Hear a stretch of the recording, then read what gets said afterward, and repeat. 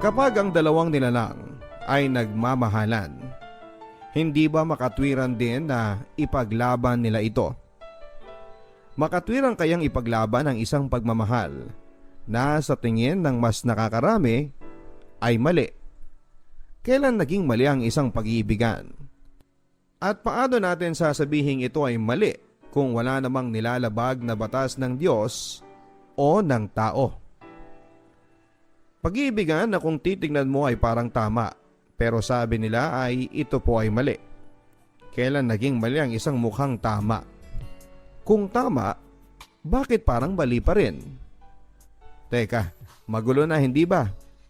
Maraming katanungan mga ka-stories pero sa kabila ng mga tumututol. Udyok ng masidhing pagmamahal sa isa't isa. Ipinaglaban namin ito ng walang pag-aalinlangan at buong katapatan. Kung kami man ay tama o mali sa aming desisyon, mga ka-stories, kayo na po ang bahalang humusga. Dear Papa Dudut, tawagin niyo po ako sa pangalang Sam. Angkan kami ng mga masisipag mag-anak. Sa katunayan, ang aming angkan ay halos isang barangay na sa dami. Nakahilera na nga ako sa ika-4 na henerasyon. Pero sa side ng aking lola, dalawa lamang ang kanilang naging mga supling. Si tatay ang panganay at ang bunso naman ay si Auntie Rose. Malaki ang tanda ni tatay kay Auntie Rose. At dahil maagang namatay ang aking lolo, parang si tatay na rin ang tumayong padre di pamilya.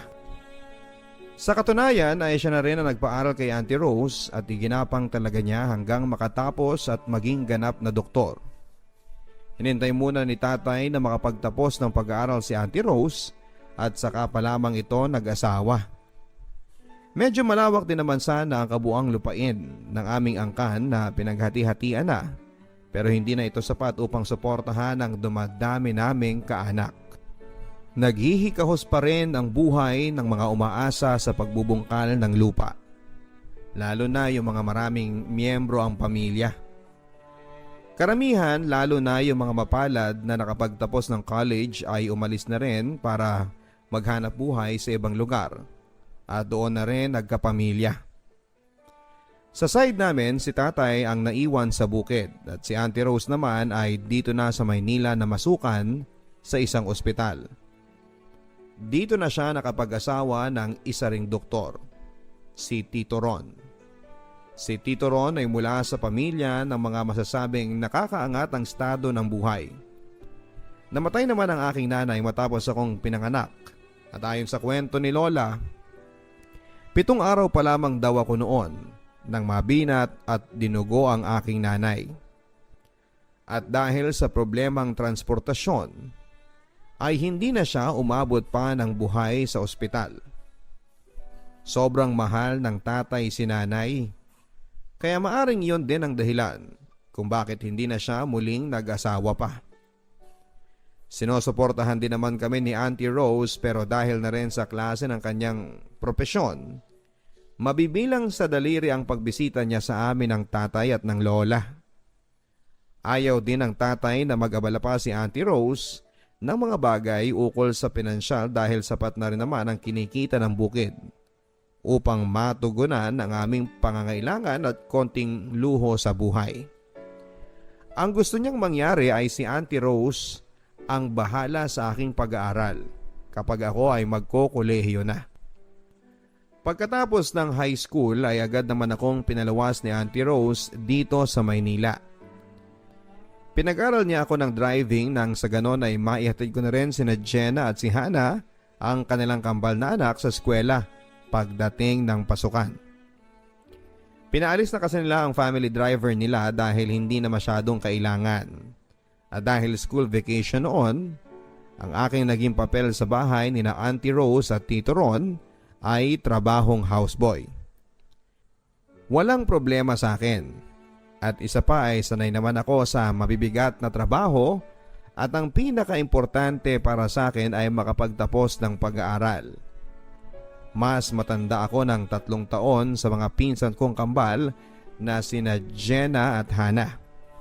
Nasa high school pa lamang sila noon at sa edad na 14 ay mukha na silang mga dalaga na bukod sa pagiging matangkad ay magaganda pa. Medyo may katangkaran kasi ang aming angkan na mana sa mga ninuno namin na nahaluan ng dugong Spanish.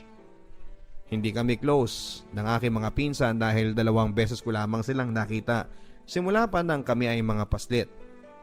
At iyon ay sa tuwing magbabakasyon lamang si Auntie Rose na kasama sila. Natatandaan ko pa na huling isinama ni Auntie Rose ang kambal sa probinsya ay mga 5 taon na ang nakakaraan. Mababait din naman sila at mga disiplinado. At kahit identical twin ay magkalayo naman ang mga ugali. Si Jenna ay madaldal at sosyal ang datingan, samantalang si Hannah ay refined kumilos at very organized sa sarili at sa mga gamit niya. Nang dumating ang pasukan, sadyang panghapon ang kinuha kong subjects sa isang technological school. Sa umaga, mga gawaing bahay ang inaasikaso ko at ako rin ang taghatid ng kambal sa eskwelahan. Sa hapon naman, kapag hindi sila nasundo ni Tito Ron ay pinagtataksi na lamang. Dahil siguro lumaki akong hindi nakasama si Auntie Rose ay nag-aalangan ako sa kanya. At nakikita kong malayo din ang kanyang loob sa akin.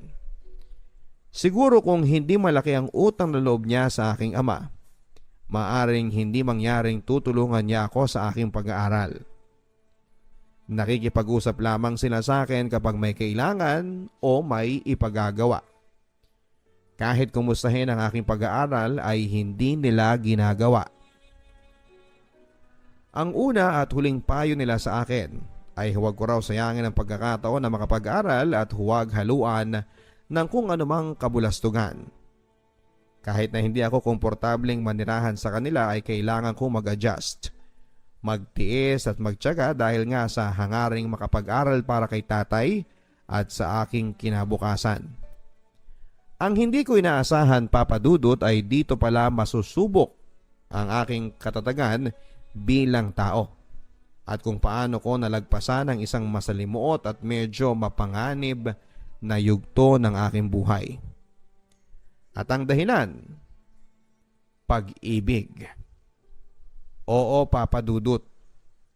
Umibig ako sa unang pagkakataon. Isang pag-ibig na bagamat sinisigaw ng aking puso, ngunit tinututulan naman ng aking isipan. Isang pagmamahal na naging dahilan upang masira ang relasyon ng mga taong malapit sa akin at bumulabog sa buo naming angkan na sobrang mapamahiin. Naiibang pag-ibig na magkaroon ng 2 opinyon. May mga kumontra at nagsasabing bawal at may mga sumang-ayon naman at nagsasabing pwede. Isang pag-ibig, Papa Dudut, na pinilit kong sinikil. Nilabanan at pilit na tinakasan ngunit hindi sumang-ayon ang pagkakataon. Bagkos ito'y nakialam upang magdulot ng kaguluhan at hapis sa bawat isa sa amin. Kung tutuusin ay walang naging problema ang pagtira ko sa bahay ni Auntie Rose. Nakikisama naman ako ng maayos at okay naman ang pakikitungo nila sa akin. Sa makatuwid ay smooth sailing naman ang lahat. Pero nagkaroon ng kaganapan na kahit sa guni-guni ay hindi ko inaasahang mangyayari sa akin. Sa totoo lang, simula nang tumira ako sa bahay ni Auntie Rose, nagkaroon ako ng kakaibang damdamin. Higit pa sa pagiging pinsan ng aking pagtingin kay Hannah. Oo, Papa Dudut. Umibig ako sa isang pinsang buo, si Hannah. Batid kong hindi tama itong nararamdaman ko. Pinalaki akong tuwid at marespetong tao kaya pinanaig ko ang katwiran. Nagawa kong pigilin, supilin ang aking sarili. Hindi ko hinayaang makalikha ako ng isang skandalo na ako rin mismo ang kawawa sa bandang huli. Kung kailangang tumigil ako sa pag-aaral ay handa ko itong gawin. Salamat naman at nagawa kong panaigin ang katwiran laban sa aking nababaliw na puso. Sa loob ng ilang taong pananatili ko sa pamamahay ni Auntie Rose ay nagawa kong hawakan ang aking sarili upang respeto sa kanila. Sa aking sarili at kay tatay. Ang pag-asa kong ito'y lilipas din ay hindi nangyari. Lalo lamang itong tumindi sa paglipas ng mga araw, Papa Dudut. Nababaliw ka na, Sam. Pinsang buo mo si Hana. Ano ka ba? Singhal ko sa aking sarili sabay inuntog ko ang aking ulo sa pader. Sunod-sunod kong ginawa yon hanggang sa napatama ito sa medyo matalim na kanto. Naramdaman ko na lamang na may mainit na dumadaloy sa aking pisngi. At duguan akong pumunta sa lababo upang hugasan ang aking mukha nang mapansin ito ng kambal. Si Hana ay halos magpanik at maiyak-iyak na nang ako ay tinulungan. Pumutok ang aking noo at nangangailangan ito na tahiin. Ang sinabi kong dahilan ay ako ay nauntog at hindi ko sinasadya yon. Sa loob ng 4 na taong ako ay nananatili sa kanila, ni katiting na pahiwatig ng pagmamahal ay hindi ko ginawang iparamdam kay Hana. Pilit akong kumikilos na parang kami ay magkakapatid lamang na kung minsan ay sadya akong makulit, nanunukso o di kaya ay nangiinis. Ganyan katatag ang pagkahawak ko sa aking sarili, Papa Dudut. Ang nagpabigat talaga sa aking dalahin ay ang pagpapakita ni Hana ng kakaibang pagkagiliw sa akin. Mga pahiwatig mula sa kanya na isang espesyal na damdamin patungkol sa akin, ang unti-unting nagpaguho ng pader na ibinakod ko sa aking damdamin para sa kanya.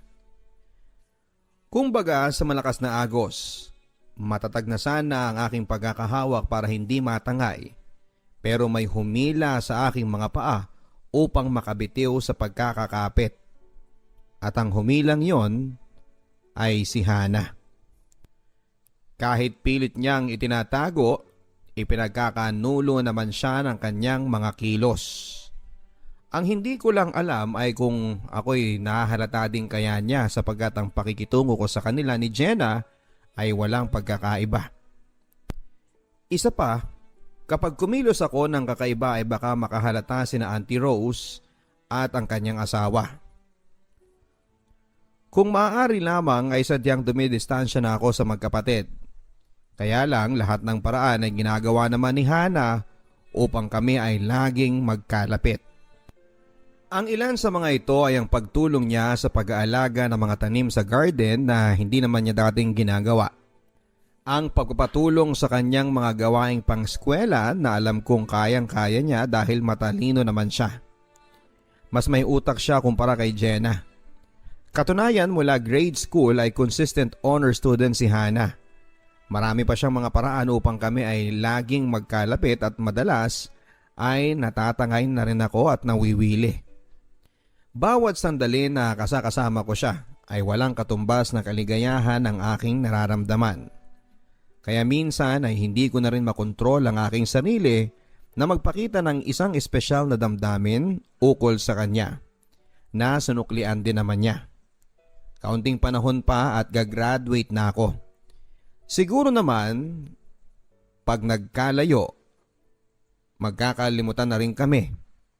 Pero mahirap din sa aking kalagayan at pakiramdam ko ay napakahaba ng bawat araw. Paano kung hindi ko na kayang pigilan ang aking sarili? Sigurado magkakagulo at malaking iskandalo ang aking lilikhain. Pero ipinangako ko naman sa aking sarili na gagawin ko ang lahat upang makaiwas at hindi mangyayari na dumating pa sa puntong ganon. Pero ang malaking katanungan ay paano ko makakaiwas kung araw-araw ay kasakasama ko siya. Lumipas pa ang mga araw at lalo pang sumidhi ang pagpapakita ni Hana ng pagmamahal sa akin. Habang tumatagal ay lubhang nahulog na nga ang aming mga damdamin sa isa't isa. Kung tutuusin ay mga salita na lamang ang kulang upang magkaroon ng kaganapan. Ang aming pagmamahalan sa isa't isa at iyon ay salitang ukol sa pagmamahalan. Mga salitang direktang nagpapahayag ng mga damdamin sa bawat isa. Alam kong nag-iingat din siyang mahalata ng mga kasama namin sa bahay, lalo na nina Auntie Rose at Tito Ron. Hindi man tuwirang sinasabi, pero ang kanyang mga actions ay nagpapahiwatig na lumalalim na ang ugat ng pagmamahal na namuo sa kanyang puso at ganun din naman sa akin. Yun din ang dahilan kung kaya't unti-unti na rin akong lumalambot sa prinsipyong aking pinaninindigan. Sa isang bahagi ay masaya ako. Walang katumbas na kaligayahan ang hatid nito sa akin. Pero sa kabilang banda naman ay hindi lamang agam-agam kundi takot ang aking nararamdaman. Bawat sandali sa maaring kahinatnan kung ito ay magpapatuloy. Iisa lang ang naisip kong paraan. Kailangan ko magkaroon ng girlfriend. Kailangan na may pagbalingan ang nahihibang kong puso. At iyon nga ang ginawa ko. Niligawan ko ang aking classmate na alam kong may pagtingin din sa akin. Kasama ko siya sa barkadahan namin sa eskwelahan mula pa nung first year. Kaya isa siya sa mga masasabi kong very close friend ko. Hindi na ako nahirapan at eventually ay naging kami na. Hindi mahirap mahalin si Emily. Bukod sa maganda at mabait ay hindi rin sila magkaiba ng ugali ni Hana na mahinhin na kumilos.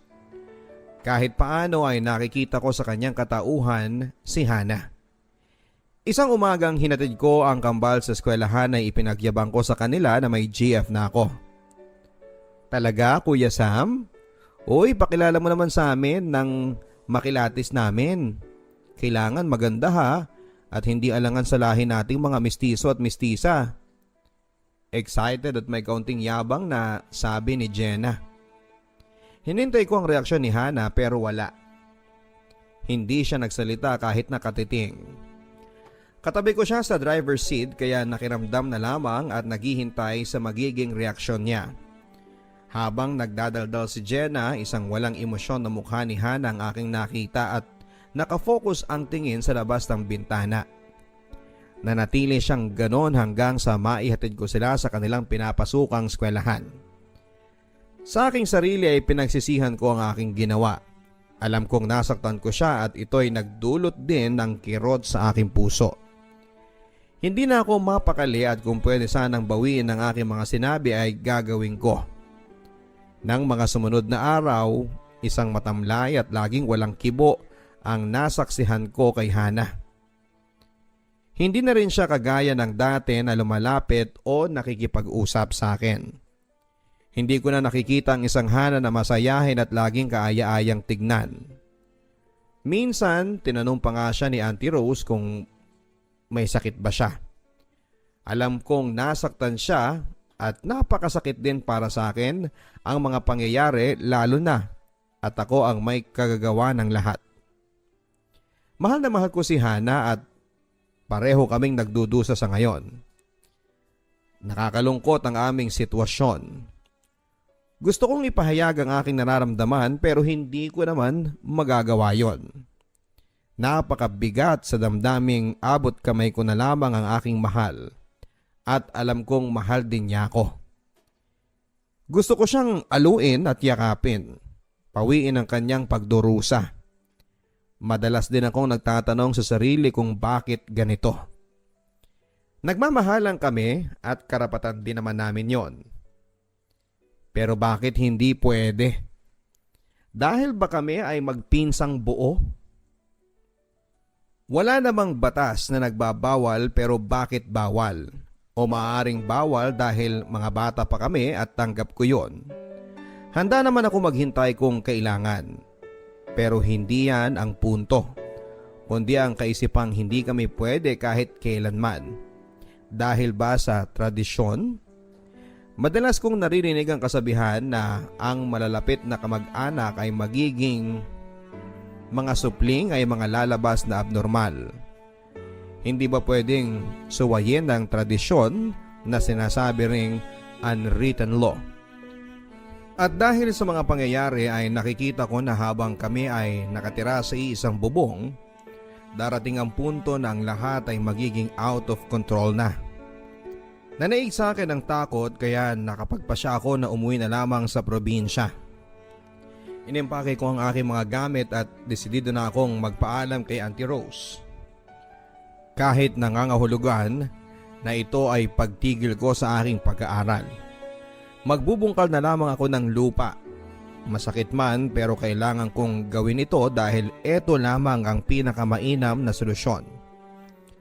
Pilit kong inisip na balansehin ang lahat pero wala akong nakikitang positibo kundi negatibo lamang. Ang sabi nga, kung ang problema ay walang solusyon ay dapat na itong takasan. Madaling araw na nang ako ay nakatulog. Napagod na ang aking utak at sumakit na ang aking ulo sa kakaisip. Ilang sandali lamang nang bigla akong nagising at naalimpungatan. May nakadagan at mahigpit na nakayakap sa akin. Kahit na madilim ay alam kong si Hana ang nakayakap sa akin habang impit itong umiiyak. Sa pagitan ng mga hikbi ay nagsalita siya ng halos pabulong. Kuya Sam, I love you very much. Alam kong mahal mo rin ako at hindi mo may pagkakailayon. Ikaw lamang ang nag-iisang inspirasyon at nagbibigay sa akin ng sigla sa pang-araw-araw. Hindi ko sukat akalain na ikaw pala sa lahat ng tao ang sadyang nagdulot sa akin ng pighati. Bakit mo ba ako sinasaktan? Bakit? Hindi mo ba alam that you are hurting me? That you are torturing me? Unti-unti mo akong pinapatay. Ano bang naging kasalanan ko sa'yo? Ang sama mo? Alam mo ba yon? Labis ako nabigla sa mga hindi inaasahang pangyayari, Papa Dudut. Hindi ko alam kung ano ang aking isasagot sa mga katanungan ni Hana na punong-puno ng hinagpis at mga hinanakit. Ginantihan ko na lamang siya ng isa ring mahigpit na yakap. Nang mahimasmasan ay saka pa lamang ako nakapagsalita, Papa Dudut. I am very sorry, Hana. Desperado na rin ako sa ating sitwasyon at wala akong makitang solusyon kundi ang putulin ito bago pa lumaki. Maraming apektado at masasagasaan. Pero ikaw lang talaga ang sinisigaw ng aking puso at isipan. Oo, I'm cruel. Pati si Emily, ang mabait na si Emily ay aking niloko at ginamit ko siya sa pag-asang matakasan kita. Ang sama ng loob ko at batid ko yun. Nalilito na rin ako at hindi ko na alam kung ano ang aking gagawin kaya naisip ko na tumakas. Patawarin mo ko. Hindi ko hangad na ikaw ay saktan. Sa katunayan, labis din ako nagdurusa sa mga pinaggagawa ko. I am really helpless at desperado na ako, Hana. Habang sinasabi ko yon ay tumutulo na ang aking mga luha. Hindi na nadugtungan ang aming pag-uusap. Tanging tibok ng aming mga puso ang maririnig sa katahimikan ng gabing yon sa loob ng aking kwarto. Matapos ng ilang taon na pagtitiis, heto na sa wakas. Yakap ko na ang aking pinakamamahal. Nagkaroon na ng kaganapan ng aming pagmamahalan. Magaan sa pakiramdam at walang kasing sarap isipin. Kahit na hindi nag-uusap pero nagkakaintindihan ang pinag-isa naming damdamin. Tuluyan ang gumuho ang pader na hinarang ko sa pagitan namin ni Hana. Ano man ang susunod na mangyayari ay hindi na namin inisip yon. Ang mahalaga ay ngayon. Ang mga sandaling ito na parang kami lang ang nilalang sa mundo sa aming sariling munting mundo. Dahil siguro sa pagod dulot ng mental stress ay nakaidlip kami ni Hana na magkayakap. Gaya ng inaasahan ay nangyari ang aking matagal nang kinakatakutan. Kapag ang ganitong klaseng pagmamahal ay magkaroon ng kaganapan. Biglang sumindi ang ilaw. Sa sobrang gulat at takot ay dagling bumangon kami mula sa pagkakahiga. Bago pa man ako makabawi sa pagkakagulat ay isang malakas na suntok ang nagpayanig sa aking utak. Kahit na nalabo ang aking paningin ay dinig na dinig ko ang boses ni Hana na umiiyak at nagmamakaawa. Hindi ko na naiintindihan ang mga sinisigaw ni Auntie Rose pero alam kong nagwawala siya sa sobrang galit. Ang malinaw sa akin ay ang mga mura ni Tito Ron habang ako ay kanyang ginugulpe. Ilang saglit pa ay manhid na ang aking buong katawan. Baliwala na ang mga suntok at tadyak na aking tinatanggap. Pero sa tuwing isinisigaw ni Hana ang aking pangalan ay tumatagos yon sa aking pagkatao. Kahit nandilim na ang aking mga paningin ay pilit pa rin akong bumabangon na pasuray-suray patungo sa pintuan. Self-preservation. Basic instinct ng bawat nilalang. Kailangan kong makatakas sa aking kinakasadlakang kalagayan. Kailangan kong iligtas ang aking sarili mula sa isang rumaragasang panganib. Isang sipa pa ang dumapo sa aking likod at muli akong nawala ng balanse. Ang aking huling naaaninag ay nasa bungad na ako ng hagdanan. Ang kasunod nun ay tuluyan ng dumilim ang aking paningin. Madilim na madilim. Kadiliman na naghahatid sa akin patungo sa susunod na yugto ng aking buhay. Nang ako ay magkamalay, nakita kong may mga umaasikaso sa akin na mga nakaputi. Napag-alaman ko na 6 na araw pala akong walang malay at inoperahan sa ulo upang matanggal ang mga namuong dugo. Ako ay nakahiga sa isang matigas na plywood dahil may 4 na rib fractures akong natamo sanhin ng pagkakahulog sa hagdanan mula sa 2nd floor. Nang ilabas ako ng ICU ay nalaman kong si tatay palang nagbantay sa akin. Napahagulhol ako at nagsabing patawad. Hindi ko po talaga sinasadya pero alam kong nakagawa ko ng isang napakalaking kasalanan. Ang tanging mga salitang binitawan ko sa kanya. Magpagaling ka muna anak. Saka na tayo mag-usap tungkol dyan. Salamat sa Diyos at hindi ka pa niya kinuha sa akin.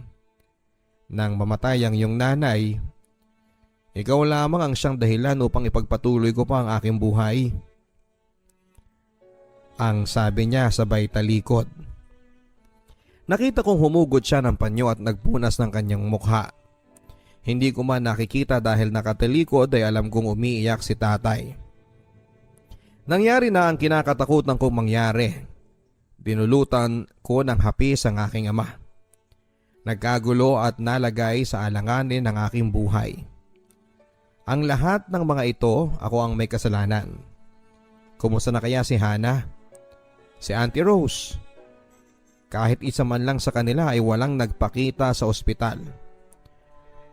Sa loob ng 6 na araw na wala akong malay, ano kaya ang mga naganap na hindi ko nalaman?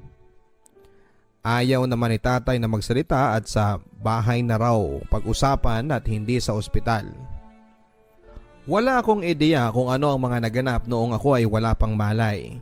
Hindi ko rin alam kung ano ang maaaring magaganap dahil sa mga pangyayaring ito. Pagkalipas ng 4 na araw ay may dumating na kamag-anak upang humalili sa pagbabantay sa akin. Agad namang umalis si tatay at hindi na nagpaalam. Umuwi daw ng probinsya upang kumuha ng pera pambayad sa ospital.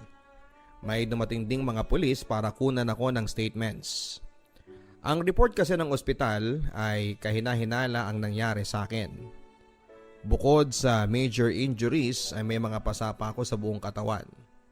Patunay na hindi aksidente ang mga nangyari. Nagbigay na rin daw ng paliwanag sina Auntie Rose. Pwede raw ako magdemanda. Ang unang naisip ko kaagad ay si Hana. Kailangan ko rin siyang maprotektahan kaya inako ko ang lahat. At inamin na ako ang may kasalanan. Malaking skandalo ito at walang maidudulot kundi puro kahihiyan lamang. Hindi pwedeng sisihin ang mga taong ginawang ko ng kabalastugan. Kung sa akin mangyari yon at sa loob pa ng aking pamamahay ay hindi ko masasabi kung ano ang aking pwedeng magawa. Kaya naiintindihan ko si Tito Ron at si Auntie Rose. Hindi ko man sinasadya pero kahit sa ang anggulo mo titigan ay lumalabas pa rin na wala akong utang na loob. Binastos at nilapastangan ko sila. Kaya buong puso kong tinatanggap ang mga nangyari. Resulta ng aming pagmamahalan ni Hana ay isang maling pagmamahalan. Hindi na ako nagkaproblema sa aking operasyon sa ulo sanhin ng pagkakabagok. Pero inabot pa rin ang 1.5 buwan bago nakatayo at nakalabas ng ospital. Dahil yon sa mga balikong tadyang na kahit pagtawa, ubo, hatching at malalim na paghinga ay hindi ko magawa dahil napakasakit. Umupa kami ng sasakyan patungong probinsya pero mahirap pa rin sa akin kahit malubak lamang ang sasakyan. Iniinda ko pa rin ang sakit ng aking tadyang. Pagdating namin sa bahay ay pinagkaguluhan kaagad ako ng osyoserong mga kamag-anak. Iba-iba ang kanilang mga opinyon. Karamihan sa mga matatanda kasama ng lola ko ay pinulaan ako. Ang iba naman ay kibit-balikat lamang at may mga nanlilibak. Medyo open-minded naman ang mga mas nakakabata. Pero mas masakit ang mga binitawang salita ng ilang matatandang kamag-anak. Traidor, walang utang na loob, ahas, walang delikadesa at marami pang iba na akala mo sila'y matitino ang mga pamumuhay. Sinabuntin ako ni tatay at ni lola pero sila ang nagpalaki sa akin kaya kilala nila ako kung anong klaseng anak at apo ako. Hindi ako basta gagawa ng mga bagay na aking ikakasama at ng sino mang tao, lalo na sa mga mahal ko sa buhay. Tinanggap nila ang aking paliwanag kung paano ko nasupil ang aking sarili ng maraming taon, kung gaano ako katapat sa sarili at istriktong sumunod sa magandang kaugalian. Sadyang naigupo lamang talaga ako nang hindi ko napaghandaang mga pangyayari. Hindi ko rin masisisi si Hana. Ang taong desperado ay hindi makapag-iisip ng maayos, kaya nauunawaan ko kung bakit sinugod niya ako sa aking kwarto na naging dahilan ng lahat. Kung ako ay papipiliin ay mas gusto ko ang sitwasyon namin noon kaysa ngayon na hindi ko na siya nakikita o maaring hindi na kami magkita pa kailanman. Sobrang nami-miss ko na siya. Sa isang positibong pag-iisip ay mas mabuti na rin siguro ang ganito at natapos na rin ang lahat. Mga ala-ala na lamang ang natira sa akin, mga mapapait na ala-ala. Umabot din ng halos 1 taon bago natamo ang complete recovery sa aking fractures. Tinanong ko minsan si tatay kung may balita ba siya kay Auntie Rose at kung ano ang napag-usapan nila matapos ng insidenteng yon sa kanilang bahay. Ayaw na niyang pag-usapan pa yon at huwag na raw naming gagambalain ang tahimik na buhay ng kanyang kapatid. Ang isipin mo ay kung paano mo maipagpapatuloy ang iyong pag-aaral. Dugtong pa niya. Sa ngayon, nakasangla ang lupa dahil sa ipinagbayad ko sa ospital. Ayokong mawala ito. Ngayon ko napagtanto, Papa Dudut, na si tatay lang pala ang gumasto sa pagpapa-ospital sa akin. Tama ang aking hinala na may hindi magandang naganap sa pagitan ni tatay at ni Auntie Rose. Sa ngayon ay kailangan kong maghanap ng paraan kung paano maipagpapatuloy ang aking pag-aaral. Sayang din naman at 1 taon pa ay gagraduate na ako. Nagpaalam ako kay tatay na luluwas ng Maynila. Bala ko kasing magpatulong doon sa isang kaibigan na nagtatrabaho bilang messenger sa isang malaking bangko sa Makati. Pumayag naman siya pero mahigpit pa na ipinagbilin na huwag akong pumunta doon sa bahay ni Auntie Rose. Sumang-ayon naman ako at talaga namang hindi ako pupunta doon at wala na akong mukhang ihaharap sa kanila.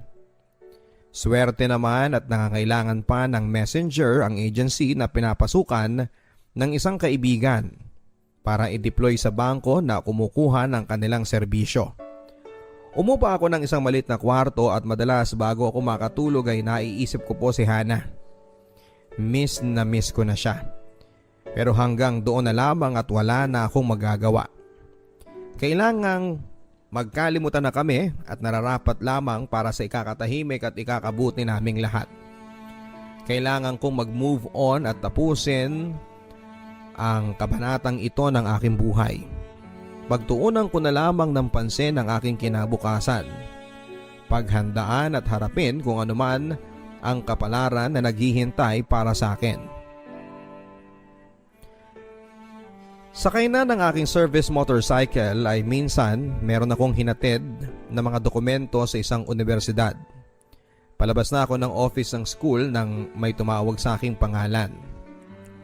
Kuya Sam, ikaw ba yan? Sadyang nilapit ang mukha upang sipatin ng husto ang aking mukha. Kuya? Ikaw nga. Kumusta ka na? Saan ka nakatira? Nag-aaral ka ba rito? Ang malakas na sunod-sunod na tanong ni Jenna. Messenger ang trabaho ko. Meron lang akong hinatid na mga dokumento sa opisina ng school. May pupuntahan ka ba kuya? Tanong niya. Wala na. Kasi 5 PM na. Huling biyahe ko na ito at pauwi na ako. Bakit? Balik tanong ko. Okay, doon tayo sa kantin mag-usap. Kasabay na hinawakan ni Jen ang aking kamay at nagmamadaling ako'y hinila patungo sa school canteen. Matapos mag-order ng snack ay tinanong ko si Jenna kung hindi ba siya galit sa akin. Actually kuya, malaki ang aking bahagi sa insidenteng yon sa bahay. Naghinala kasi ako sa kakaibang kilos ni Hana noong gabing yon. Kaya tiniktikan ko siya. Nang makita ko kayong natutulog na magkayakap, nasyak ako. At ayun na, nagsumbong na ako kina mama at kina papa. Napagtanto ko sa bandang huli na sana ay kinausap ko muna kayo.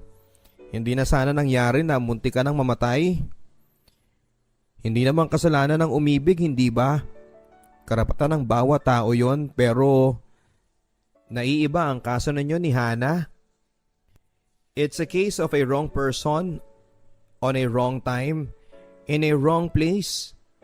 Hindi ko rin pwedeng husgahan kayo o si Hana dahil minsan una kitang makita, sabi ko sa sarili ko, wow sayang, sana hindi tayo magpinsan. Walang mali siya yon, first impression ng paghanga lamang. Ang mahabang paliwanag ni Jenna. Nalaman ko din sa kwento ni Jenna papadudot na noong gabing isinugod ako sa ospital ay pinasundo kaagad ni Auntie Rose si tatay. Nang malaman ni tatay kinabukasan kung ano ang nangyari, nagkasagutan silang tatlo ni Auntie Rose at ni Tito Ron. Hindi daw kukonsintihin ni tatay ang aking maling ginawa, pero sana naman ay kesa bugbugin at halos patayin, bakit hindi na lamang tumawag ng pulis para ipakulong at pagdusahan ko kung ano man ang nagawa kong kasalanan. At dahil sa pare-parehong mainit ang mga ulo ay nagsumbatan at nagpalitan ng hindi magagandang mga salita. Kaya tuloy nauwi sa samaan ng loob ang magkapatid. Mataas din ang pride ni tatay dahil nag-attempt si Auntie Rose na makipag-usap nang humupa na ang lahat. Pero tinanggihan niya. Pati na ang offer ni Auntie Rose na akuin ang hospital bills na naging dahilan upang maisangla ang aming lupain sa probinsya. Naiintindihan ko ang damdamin ni Uncle dahil nag-iisa kanyang anak at masakit na makita kanyang nakikipaglaban kay kamatayan. Patuloy na paliwanag ni Jenna. Ngayon papadudot ay naging malinaw sa akin ang lahat ng dapat kong mga malaman. Marami pa sanang sasabihin si Jenna pero hindi na ako nakatiis kaya pinutol ko na siya ng isang tanong. Jenna, kumusta na si Hana? Biglang lungkot ang nakita ko sa mukha ni Jenna. Kuya, naawa ako kay Hana. Ang payat na niya ngayon. Pansamantalang tumigil siya sa school dahil laging absent. Laging nagkakasakit. She's still a bubbly Hana paminsan-minsan. But I know she's hurting inside. Ang masama, sinasarili lamang niya kung ano man ang nasa kalooban niya. Lumalaban na rin siya kay mama at kay papa kapag pinipilit siyang magpa-check up. Depression ang sakit ni Hana at nag-aalala na rin sina mama at si papa. Umiiyak nga si mama at halos magmakaawa na sa kanya pero nagmamatigas talaga siya. Pero buti na lang at hindi niya alam na ako ang nagsumbong nung gabing yon. Kundi baka pati ako ay kamuhian din niya. Nanlumo ako sa aking mga narinig mula kay Jenna. Affected din naman ako sa mga nangyari sa amin pero kayang-kaya ko ito. Pero si Hana, hindi siya kasing tatag ko at iyon ang aking kinakatakot. Kinuha ni Jen ang aking address at napagkasunduan namin na dadalhin niya ng pasikreto si Hana sa inuupahan kong kwarto sa araw ng Saturday. Napagkasunduan din namin na hindi ako gagawa ng anumang hakbang na ikakabulabog muli ng sitwasyon. Tanghali na nang dumating ang kambal. Sa pintuan pa lamang ay buong higpit nang yumakap sa akin si Hana at halos buhatin ko na siya para lamang tuluyan ng makapasok at maisara ang pintuan. Para siyang batang humahagulhol. Very close ang magkapatid kaya hindi nakapagtataka kung makita ko si Jenna na napaluha din. Hindi ako pumayag na lumabas si Jenna upang kami ay magsolo ni Hana. Gusto ko ay saksi siya sa lahat ng aking mga sasabihin kay Hana. Tumigil na sa pag-iyak si Hana pero nanatili siyang nakayakap at nakasubsob sa aking dibdib. "Kumusta ka na?" Bulong ko sa kanya. Humigpit muli ang yakap niya at sabay nagsalita. "Dito na lang ako sa iyo. Ayaw ko nang umuwi sa amin." "No, Hana. Hindi pwede ang gusto mong mangyari." Bigla siyang kumalas at lumayo sa akin. "Bakit?" Tanong niya na may pagtataka. "Mahal kita, Hana. At wala akong gusto kundi ang makasama ka habang buhay. Pero sa ngayon, mga bata pa tayo, wala pa tayong kakayahan na panindigan ang ating mga sarili. Kung mahal mo ko, kailangang sundin mo ang aking sasabihin." Muli siyang yumakap sa akin. "Sige, basta wag mo akong iiwanan ha. Pangako, hindi kita iiwanan. Lagi lang ako nandito para sa'yo." Sa harap ni Jenna ay sinabi ko kay Hana na magpalakas siya at ipagpatuloy ang kanyang pag-aaral at ganun din naman ang aking gagawin. Kapag tayo ay established na at nasa hustong gulang na, wala nang makakahadlang sa atin kahit tumutol pa ang mundo. Kailangan ding manatiling sikreto ito hanggang sa pagsapit ng tamang panahon. Tayong tatlo lamang ang dapat nakakaalam. Okay ba sa iyon? Basta sinabi ng mahal ko, sabay halik sa aking pisngi. Tumayo si Hana at buong higpit na niyakap si Jenna. "Maraming salamat sa pangunawa mo, sis. Maraming salamat." "Walang problema. Huwag lang kayong gumawa ng mga bagay na ikakapahamak nating tatlo. Alalahanin nyo, damay na ako dito." May babalang tugon ni Jenna. Sa makatuwid, Papa Dudut, ay naisa katuparan namin ang napagkasunduan. Malaki din ang naitulong pinansyal ng kambal sa akin sa pamamagitan ng pag-aabot ng pera mula sa mga sobrang allowance nila. Iisang lugar lang naman ang tagpuan namin ni Hana para mapanatiling sikreto ang aming relasyon. Ang aking inuupahang kwarto. Sinigurado ko rin, Papa Dudut, na hindi kami magkaroon ng ugnayang sexual na siyang maaring makasira sa aming mga pangarap. Makalipas ang 1 taon at kalahati ay nakagraduate na rin ako. May economic crisis noong panahon na yon kaya hindi rin kaagad nakakuha ng trabaho na kalinya ng aking kurso. Kaya napilitan ako, Papa Dudut, na manatili bilang messenger. 1 taon pa ang lumipas, desperado na ako dahil hindi pa rin nagbabago ang takbo ng buhay ko. Kahit pasang-awa ay napagtagumpayan ko rin ang board exam. Naikwento ko yon sa aking boss sa opisina. "Ano bang kurso ang natapos mo?" Tanong ng aking boss. "Mechanical engineering po," sagot ko.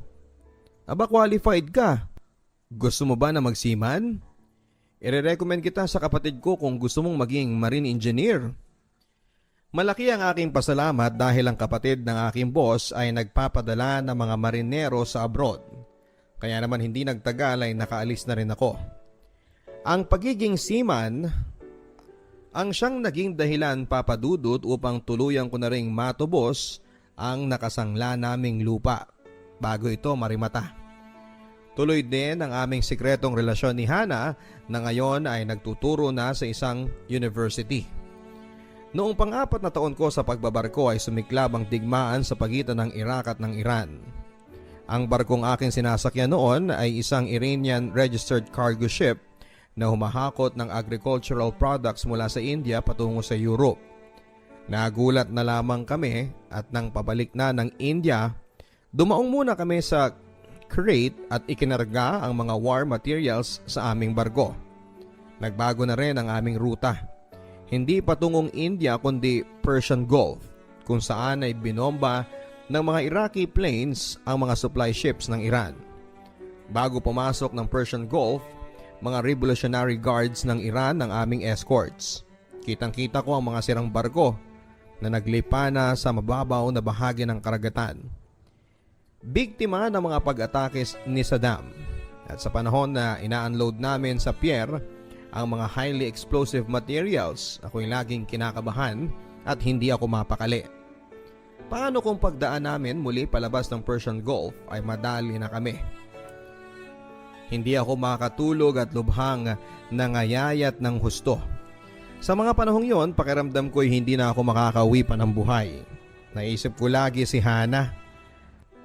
Paano niya tatanggapin ang lahat kung sakaling ako ay mamamatay? Salamat sa Diyos at nalagpasan namin ang tiyak na kamatayan kung sakaling kami man ay na-target ng mga smart bombs. Alam namin na breach of contract ang ginawa ng company sa amin dahil hindi yun ang ruta namin at ang cargo ay hindi ammunitions kundi farm products. Sa ikalawang pagkakataon ay muling war materials ang dala naming cargo pabalik sa Iran. Dito nag-decide na kami kasama pa ng 6 na Filipino crews na mag-jump ship nang mag-anchor kami sa Syria. Wala akong ibang dala kundi maliit na bag, pamasahe at regalo kong singsing para kay Hana. Batid ko na ang pag-abandona ng barko ay manganganib ang aking license bilang seafarer. Oo, triple sa original na kontratang ibabayad sa amin bukod pa sa wartime allowance. Pero hindi ko isusugal ang aking buhay sa kontrata na ang shipping company mismo ang unang lumabag. Pagdating ng Pilipinas, sa Maynila na ako nanatili. Bukod tanging si Hana lamang ang nakakaalam ng mga sinapit ko. Idinulog ko ang problema sa aking local agency tungkol sa hindi ko tinapos na kontrata. Batid kong aabuti ng ilang buwan o kaya ay mga taon bago maresolba ang aking kaso sa barko. Lalo na't ang shipping company ay hindi pwedeng tumanggi sa kagustuhan ng Iranian government na gamitin ang service nito lalo na sa panahon ng giyera. Kaya sa ngayon ay wala akong choice kundi ang humanap muna ng ibang mapapasukan. Isang hapon, kagaya ng nakagawian na, patagong sinundo ko si Hana paglabas niya ng trabaho. Sa loob ng taxi, papadudot ay bigla siyang humagighik na parang bata. Anong nakakatawa? Tanong ko. Alam mo, ilang taon na pero mistula pa rin tayong mga kriminal na nagtatago sa mga alagad ng batas. Sagot niya na patuloy ang hagighik. Thrilling, hindi ba? Hindi ka matatawa kung hindi exciting ang love story natin. Pabirong sagot ko. Basta kasama kita, exciting ang bawat sandali para sa akin. Pabulong na sabi naman ni Hana. Mamaya may sorpresa ako sa iyo, sabi ko. Anong sorpresa? Sabihin mo na. Pilit niya sa akin. Hindi na surprise kapag sinabi ko kaagad. Pagdating ko sa aking apartment ay sinabi ko na nga sa kanya na 3 linggo mula ngayon ay lilipad na ako papunta ng KSA. Natanggap akong tollkeeper ng isang American engineering company na nakabase doon. Biglang nalungkot ang mukha ni Hana. Yan ba ang sorpresa mo sa akin? Iiwan mo na naman ako? Mula sa likod ay niyakap ko siya at binulungan. Napatunayan ko na sa iyo ng mahabang panahon kung gaano kita kamahal. At ganun din naman ikaw sa akin.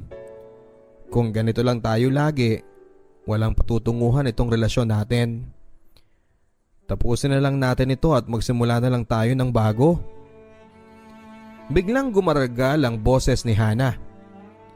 Nakikipag-break ka na sa akin? Ayaw mo na sa akin? No, Hana.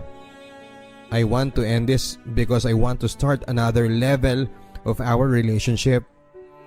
As husband and wife. Isunod ko ang aking dalang singsing sa kanyang daliri. Hana, I want you to be mine completely. Will you marry me? Doon na kumawala ang masaganang mga luha sa kanyang mga mata. Isang napakariin na kurot ang pinanghawakan ni Hana sa aking tagiliran na sobrang sakit. Sa katunayan ay nagkasugat talaga sa sobrang diin ang pagkakakurot. Ikaw talaga? Pinakaba mo ko? Sabay yakap ng napakahigpit sa akin. Isang linggo bago ang aking flight papunta ng Saudi ay nagpakasal na kami ni Hana sa isang civil rite. 29 years old na ako noon at si Hana naman ay 26. Umabot din ng 8 taon ang patago naming relasyon ni Hana.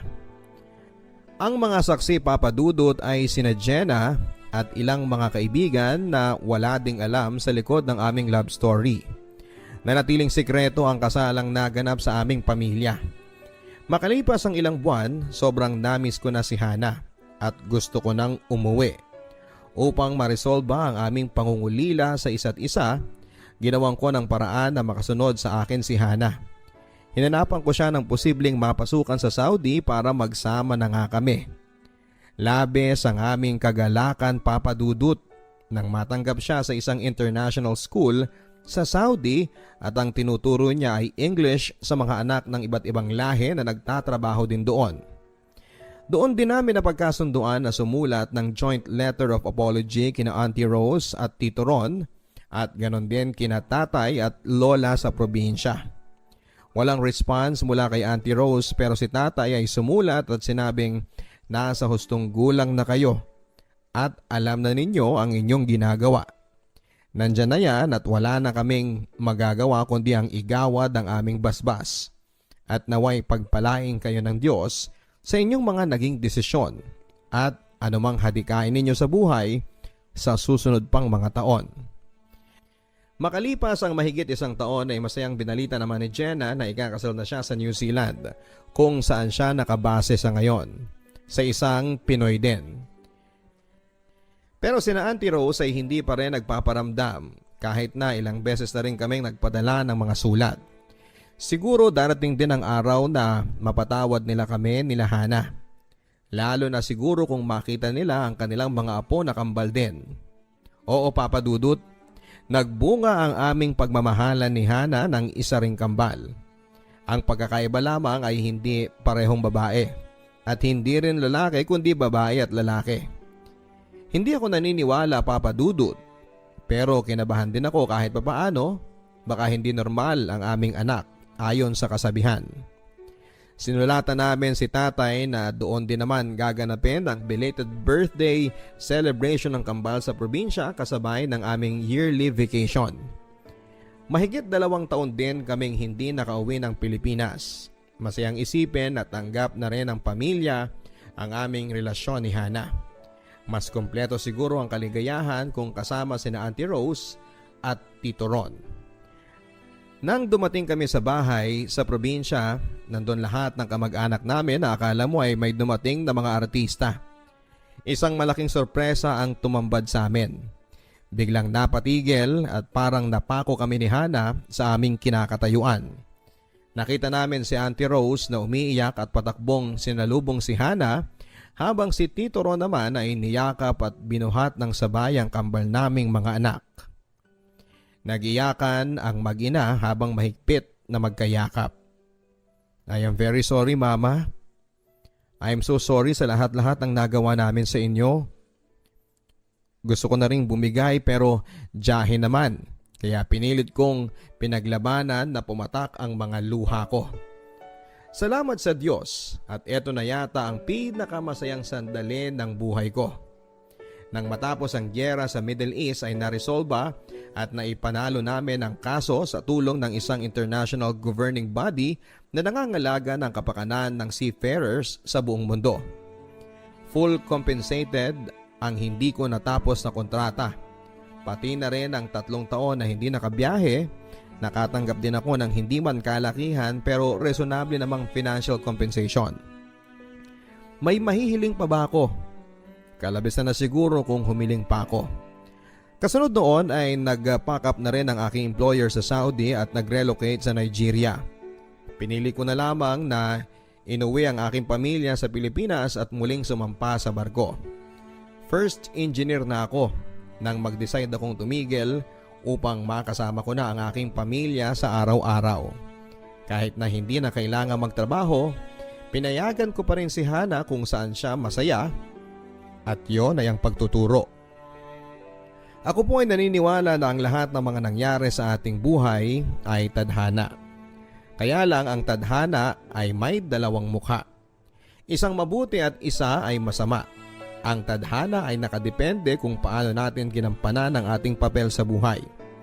Ginampanan ko ang aking papel sa buhay ng buong katapatan. Sa panahon na ako ay masaya man o malungkot, sa kasagsagan man o sa kahirapan at mga panganib, ay hindi ko kinalimutan ang may likha ng lahat. Tinahak ko ng tuwid ang aking landas ng buhay na may kalakip na pag-asa at hinaharap. Along the way ay maaring meron akong nasagi man o natisod, pero hindi ko yon sinasadya. Kung may kalakip na pananalig at katapatan ang lahat ng ating ginagawa, siguradong makakamtan natin ang nararapat na gantimpala, sapagkat ang ating tadhana ay nakasalig sa ating mga gawa. Kung ano man ang ating itinanim ay siya ring ating aanihin, hindi ba? Naway nagustuhan ninyo ang kwento ng aking buhay. Maraming salamat po sa iyo, Papa Dudut, at magandang araw sa ating mga listeners sa programang ito. Ang inyong ka-stories, Sam. Dear Papa Dudut, itago niyo na lamang po ako sa pangalang Ana. Ako po ay turning 28 years old na at isa po akong OFW. Ako po ay masugid na tagapakinig ng inyong programa sa YouTube, lalo na kapag ako ay naka-rest day. Matagal ko na rin pong gustong sumulat sa inyong programa, ngunit pakiramdam ko ay wala pang happy ending. Pero dahil sa sobrang disappointment ko sa buhay, naramdaman ko na wala na talagang happy ending pa. Bata pa lamang po ako ay pakiramdam ko ay lagi na akong uhaw sa pagmamahal ng aking pamilya. Only girl po ako, pero dahil sa panganay ako, hindi ko naramdaman na itinuring akong prinsesa ng buhay ng parents ko. Bata pa lamang po ako ay itinatak na nila sa isipan ko na ako ang pangalawang ina ng mga kapatid ko. At Papa Dudut, habang lumalaki ako ay tinatak ko sa isipan ko na responsibilidad ko sila at dapat ay maihahon ko sila sa kahirapan ang pamilya ko. Kahit minsan parang hindi ako naging mabuting anak dahil kadalasan ay pasaway ako. Hindi ako nakakapaghakot ng medalya at award sa klase. Mahiyain at hindi ako matalino, Papa Dudut. Sa paglaki ko ay uhaw ako sa atensyon at pagmamahal, habang abala ang mga magulang ko kung paano kami bubuhayin at pag-aaralin. Kami namang magkakapatid ay abala sa pag-aaway sa pang-araw-araw. At kapag nakagawa ng kaunting mali, ay napapalo na kami ng tatay namin. Palo, kurot ng nanay at pingot sa tenga ng tatay. Walang humpay na pagmumura sa amin, kaya naman nagkaroon na ata ako ng pobya sa pagkakamali. Rinding-rindi po ang tenga ko sa araw-araw na mura ng itay sa amin. Lahat na ata klase ng mura, gaya ng PI, tarantado, gago, hayop. Lahat, Papa Dudut, ganon, kasi magalit ang tatay ko. Dragon na ako pagdating sa mga kapatid ko dahil pakiwari ko ay nanay nila ako at dapat ay sinusunod nila ako. Palagi din ako nagagalit kagaya ng tatay at nanay sa amin kapag kami lang sa bahay. Kagaya na lang ng dapat ay gawin nila dapat ang nakatoka sa kanilang gawain sa bahay. Paggawa ng assignments at kapag hindi ay papaluin ko din sila. Kaya naman habang lumalaki kami na halos araw-araw ay nagbabangayan kahit dinig na halos ng mga kapitbahay ang aming mga murahan na nadidinig namin sa tatay kapag nagagalit sa amin. Pero kahit ganoon ang tatay ay malaki naman ang respeto niya sa aming nanay na ni minsan ay hindi niya minura o inaway sa harapan namin. Ganoon ang pangarap kong mapangasawa, Papa Dudut. Yung kagaya ni tatay na ibibigay lahat sa pamilya kahit na walang matira sa kanya. May makain lang kami kahit siya'y wala. Madalas sasabihin niya na busog siya para lang magkasya sa aming magkakapatid ang pagkain sa lamesa na kulang pa din talaga, Papa Dudut. Sabi ko nga sa sarili ko na kapag ako ay maghahanap ng mapapangasawa ay kasing sipag ng tatay ko. Pero kahit minsan ay hindi ko mumurahin ang magiging anak ko at ipaparamdam at ipapakita ko ang buong pagmamahal sa magiging pamilya ko balang araw. Hahanap ako ng asawa na gagawin akong reyna ng bahay at masusunod pagdating sa pagdidesisyon sa ayos ng bahay, sa kagamitan, sa pagbili ng dapat ilagay sa bahay namin ng mapapangasawa ko. Hahanap ako ng asawa na hindi rin ako pagbubuhatan ng kamay at sasaktan, Papa Dudut, na bubuo kami ng masayang pamilya na kapag may libreng oras ay mamamasyal sa labas at magsisimba tuwing linggo. Kasi yon sana ang pangarap kong pamilya. Na ang mga hindi ko naranasan ay gusto kong gawin kapag may sarili na akong pamilya. Kapag nga tinatanong ng teacher or ng kahit sino pang tao kung ano ang pangarap ko, sa totoo lang ay hindi ko alam ang isasagot ko dahil ang pangarap ko lang naman ay maiyahon sa hirap ang pamilya ko. At balang araw ay magiging mabuting ina at asawa sa masayang pamilyang bubuuin ko paglaki ko, Papa Dudut. Dumaan nga ang maraming taon na isang kahig isang tuka lang ang magulang ko. At nang ako ay magkokolehiyo na, ay huminto ako ng pag-aaral at pansamantalang nagtindera sa negosyong bigasan at grocery store ng tiyahin ko. Kaya naman kahit papaano ay nakatulong ako sa pang-araw-araw naming pagkain. Doon ko nakilala ang lalaking unang nagpatibok ng puso ko, na itago na lang natin sa pangalang Francis. Si Francis ay masipag, Papa Dudut. Yun nga lang ay sobrang lapit sa mga babae. Kaya naman palagi din kaming nag-aaway pero kahit na ganoon ay binago niya ang pagiging palainom dahil sa mahal na mahal namin ang isa't isa. Pinilit niyang baguhin ang sarili niya. Nag-aral siya para sa akin at ginawa niya ang best niya para maging karapat-dapat sa akin. Dahil hindi siya ang gusto ng mga magulang ko ay pinadala pa ako sa Tondo para magtrabaho sa tiyuhin ng tatay ko. At tinuloy-tuloy namin ni Francis ang pag-iibigan namin kahit kami ay magkalayo na. Mayaman ang pamilya ng tiyuhin ng ama ko, stay in po ako sa bahay nilang mag-asawa. At dahil nga sa laking probinsya ako ay nahirapan din talaga akong mag-adjust sa pamumuhay nila. Mayroon pang pagkakataon na nilalait nila ang pananamit ko. Dahil nang minsan na nakasuot ako ng magandang damit ay sinabi nila na may maganda din naman daw palang damit sa probinsya.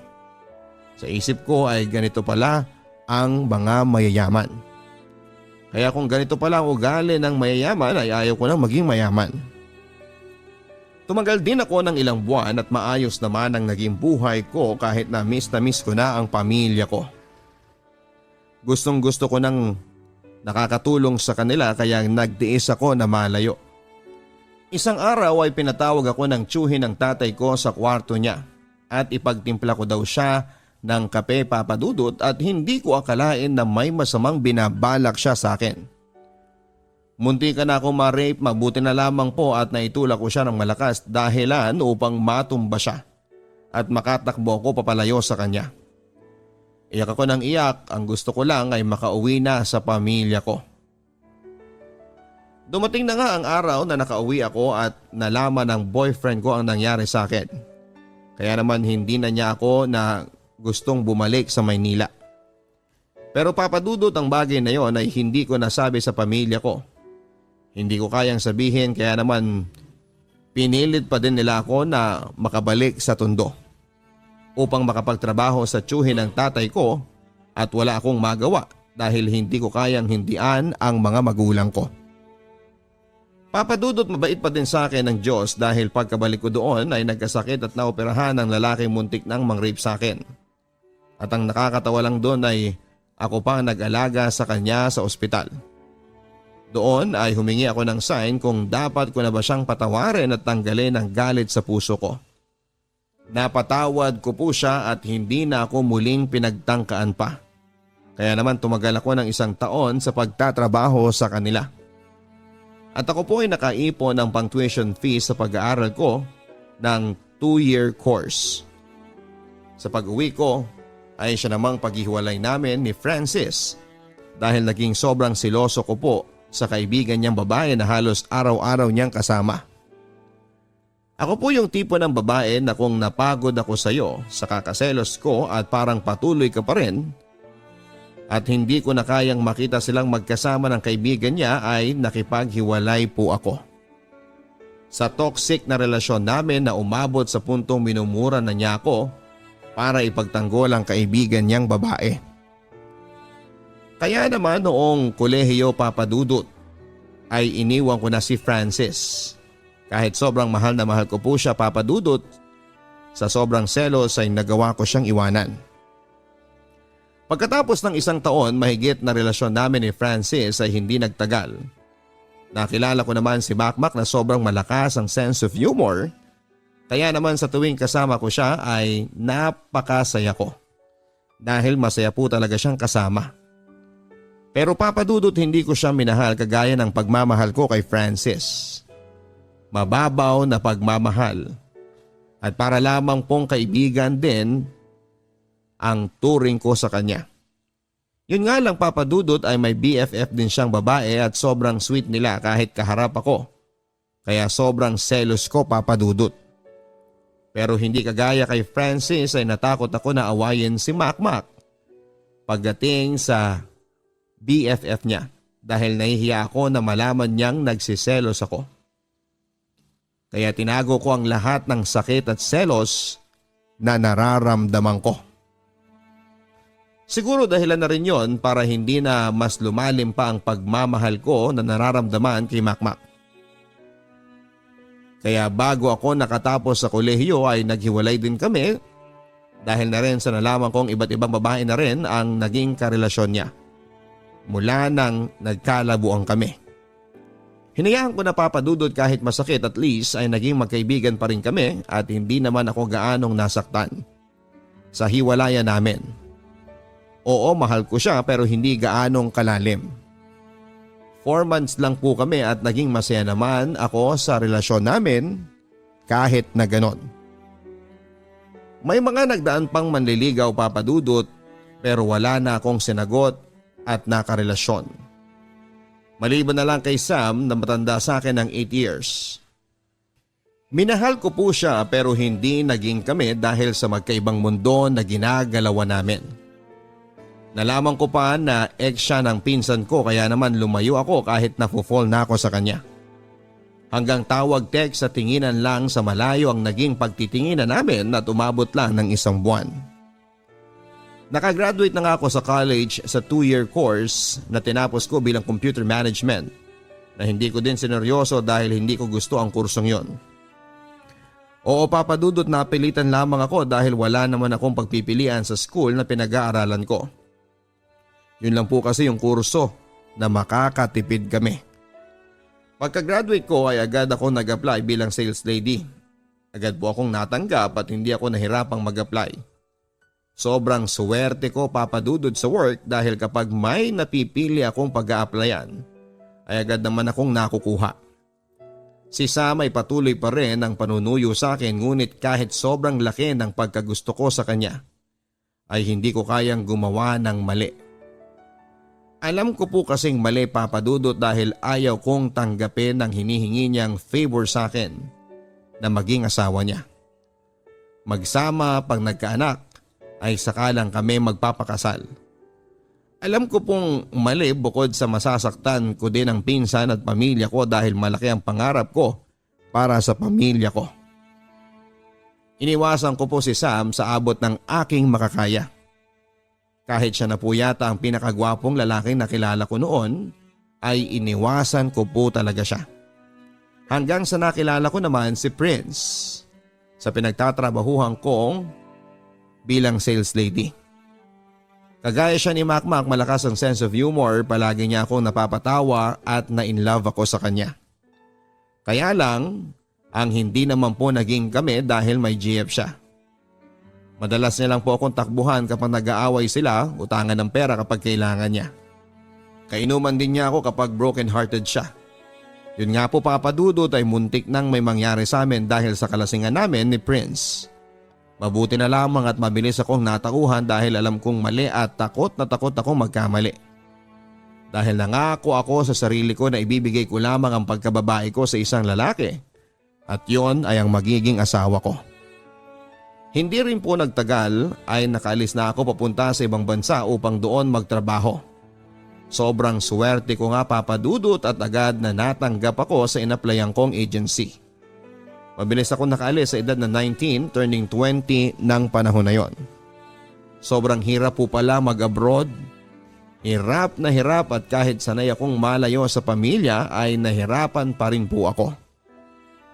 Naging overthinking at natakot sa buhay ko dito sa abroad dahil na rin siguro sa pagdadown sa akin ng mga katrabaho ko na walang inisip kundi hilahin ako pababa. Sobrang kinainggitan po ako dito at inaaway kahit wala naman akong ginagawang masama. Totoo po pala yung kapwa mo pa Pinoy ang ihila sa iyo pababa. Pero naging matatag po ako at napagtapos ko ng pag-aaral ang mga kapatid ko. Sa paglipas ng panahon ay unti-unti din kaming nakaahon sa kahirapan. Hindi lang dahil sa akin pero dahil sa sipag at tiyaga ng magulang ko. Gusto ko po sana na ahon sila sa kahirapan dahil sa akin. Pero hindi nga po dahil sa hindi rin gaanong kalaki ang kinikita ko at hindi pa usong messenger noon Papadudot. Kaya hindi ko sila makausap. Wala akong makausap at matakbuhan sa mga problema ko dahil nung unang taon ko dito ay wala akong masyadong kaibigan. Dito nga po sa abroad ay may nakilala akong 2 lalaki na magpapabago sa buhay at paniniwala ko. Kagaya nga ng sinasabi ng manghuhula sa akin bago ako mag-abroad ay may 2 lalaki akong makikilala. Ang sabi pa ng manghuhula ay piliin ko daw ang mas matanda dahil makakaranas daw po ako ng sakit at paghihirap sa buhay kapag pinili ko yung mas bata. Hindi ko po alam kung totoo ang hula pero taliwas sa sinasabi niya ay mas pinili ko po si Carlo. Si Carlo ay mas nakababata kaysa kay Emmanuel. Bakit nga ba Papadudot? Bakit ba kahit na mas nauna sa buhay ko si Emmanuel ay si Carlo ang napangasawa at pinakasalan ko? Papadudot sa unang pagtatagpo ng landas namin ni Emmanuel, 31 siya noon at ako naman ay 19. Matangkad siya, moreno at singkit. Ako naman ay 5'3 lang, maputi po at hindi naman pangit. Dahil kinukuha din naman akong muse noong ako ay college pa. Sa kantina ay sobrang inis na inis ako sa mga titig at pakindat-kindat niya sa akin. Hindi ako naging komportable sa unang araw ko doon. Kaya naman simula noon ay hindi ako masyadong bumababa sa kantin para mag-breakfast. Dahil ayaw na ayaw ko siyang nakikita. Isang araw ay pinakilala pa sa akin siya ng katrabaho namin at nakipag-shake hands pa siya sa isang convenience store. Medyo mahangin po talaga siya Papadudot at feeling pogi kaya naman inis na inis ako sa kanya. Tapos nga Papadudot nasa rooftop kaming lahat. Sa pang ilang linggo pa lamang sa abroad ay sumapit ang New Year at nakipag-shake hands ako sa lahat. Paraan ng pagbati ko ng Happy New Year. Maliban lang po dun sa mayabang na si Emmanuel. Siya na ang kusang nagabot ng kamay niya at tinatanong kung siya ba ay hindi ko i-shake hands. Inabot ko ang kamay ko at halos ayaw na nga niyang bitawan. Doon ay parang may kung anong kakaiba akong naramdaman Papadudot kasabay ng mga fireworks sa langit ay pagkababa ng puso ko habang sabay kaming nakatingin sa fireworks. Lumipas nga ang buwan at naging magkaibigan kami ni Emmanuel. Nanonood ng sine, magka-chat at palaging magkausap. Sobrang close at sweet namin sa isa't isa. Pero walang kami. Ang tawag nga niya sa akin ay gorgeous. Sa lahat ng babae doon ay ako lang ang tinatawag niyang gorgeous. Ang akala ko po ay nililigawan na niya ako. Dahil palagi kami magkausap at ang akala ko ay gusto din niya ako. Sa 1 year namin na magkasama ay lingid sa kaalaman niya ay mahal ko na siya. Nag-I love you kami sa isa't isa, kinikiss niya ako sa noo, hinahawakan sa kamay kahit nga sa pagkain ay nagsishare pa kami kung minsan. Kaya akala ko po ay pareho kami ng nararamdaman sa isa't isa. Hanggang isang araw ay nagulat na lamang ako na GF na niya yung kawork ko. Sobra nga po akong nasaktan pero pinilit ko pa rin itago kahit ang sakit-sakit, Papa Dudut. Ang sakit kasi akala ko pa naman pero mali pala ako. Nag-assume ako sa lahat ng ipinakita niya sa akin. Nalaman ko din na may anak na pala siya sa pagkabinata. Pero kahit na ganoon ay hindi nagbago ang nararamdaman ko para sa kanya. Ang sakit lang, Papa Dudut. Wala akong nasabihan sa lahat kasi ako lang naman ang nag-assume. Kapag nasa bed na ako ay iiyak pa ako dahil pakiramdam ko ay broken hearted at niloko ako. Kahit ako lang naman ang nakakaalam sa aming dalawa. Wala po siyang kaalam-alam na nasaktan ako ng sobra. Doon na nga nag-umpisa na iniiwasan niya ako minsan at minsan papansinin, madalas ay hindi. May buwan na akala ko ay babalik na kami sa normal kasi naaalala ko pa na tinulungan niya ako maglinis sa locker room noong nakita niya ako as cleaners. Hindi siya nagsalita pero tinulungan niya ako tapos ay hinalikan pa niya ako sa noo bago siya umalis. Miss na miss ko po siya talaga noon pero wala akong magawa kundi ang hintayin muli kung kailan niya ako papansinin. Sumapit na nga po ang 22nd birthday ko. Okay naman, kaming dalawa at kinis pa niya ako sa cheeks at binati ako ng happy birthday, gorgeous. Nagkwentuhan pa kami ng heart to heart talk at sinabi niya lahat ng nararamdaman niya para sa akin pero hindi malinaw. Sabi niya ay gusto niya ako kaso ay hindi po pwede. Kasi daw ay malaki ang respeto niya sa akin. Ang sabi niya pa ay noong high school siya na discover niya ang ibig sabihin ng gorgeous. Sabi rin niya sa sarili niya na sa isang babae lang daw niya itatawag ang gorgeous sa buong buhay niya at yon ay ang mapapangasawa niya. Kaso daw ay hindi daw ako yon dahil hindi po pwede. Pero ako lang daw ang una't huli niyang noon na tinawag niyang gorgeous. Wala po akong nasabi na kahit na ano sa lahat ng sinabi niya. Wala akong nasabi. Natahimik lamang ako hanggang sa umalis na nga siya. Kinabukasan nga ay hindi na niya ako muling kinausap at hindi na nasundan. Hindi ko alam, Papa Dudut, kung matutuwa ba ako o malulungkot sa mga sinabi niya. Dumating na nga ang New Year.